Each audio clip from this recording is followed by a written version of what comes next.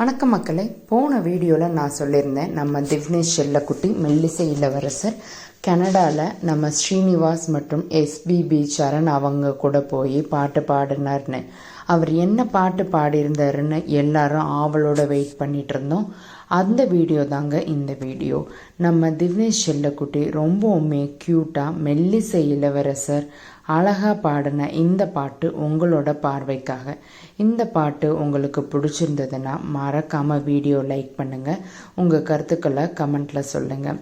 மெல்லிசை இளவரசர் திவ்னேஷ் செல்லக்குட்டி நம்ம ஸ்ரீனிவாஸ் சார் கூடயும் போய் அங்கே பாட்டு ப்ராக்டிஸ் பண்ணதும் என்ன பாட்டு பாடி இருந்துறாருன்றதையும் தான் இந்த வீடியோவில் நம்ம விரிவாக பார்க்க போகிறாங்க. நம்ம மெல்லிசை இளவரசர் திவ்னேஷ் செல்லக்குட்டி எந்த உயரத்துக்கு போகிறாருன்னு நீங்களே பார்த்து தெரிஞ்சுக்கோங்க. இவ்வளோ அழகாக க்யூட்டாக திவ்னேஷ் செல்லக்குட்டி பாடின இந்த பாட்டு உங்களுக்கு கண்டிப்பாக பிடிச்சிருக்குன்னு நினைக்கிறேன். பிடிச்சவங்க மறக்காமல் இந்த வீடியோ லைக் பண்ணுங்கள். எவ்வளோ அழகாக இந்த பாட்டை பாடியிருக்கிறாருன்னா அவ்வளோ ஒரு இனிமையாக இருந்தது பாடினதை கேட்கும்போது.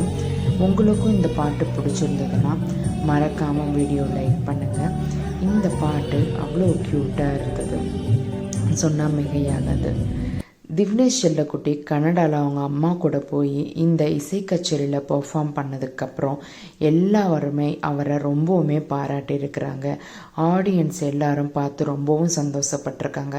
இந்த இளம் வயதில் இவ்வளோ க்யூட்டாக பழைய பாடல்களை பாடின திவ்னேஷை நாங்கள் டிவியில் தான் பார்த்தோம். இப்போ நேரில் பார்க்குறதுக்கான பாசிபிலிட்டிஸ் கிடைச்சதுக்கு ரொம்பவுமே ஹாப்பியாக இருக்குதுன்னு வந்து கலந்துக்கிட்ட எல்லாருமே திவ்னேஷை ரொம்பவுமே பாராட்டியிருக்கிறாங்க. திவ்னேஷோட கலைப்பயணம் இன்னும் மென்மேலும் உயரணும்னு வாழ்த்துக்களும் சொல்லியிருக்கிறாங்க. இந்த மாதிரி ஆப்பர்ச்சுனிட்டி இன்னும் ஜாஸ்தியாக திவ்னேஷ் செல்லக்குட்டிக்கு கிடைக்கணும்.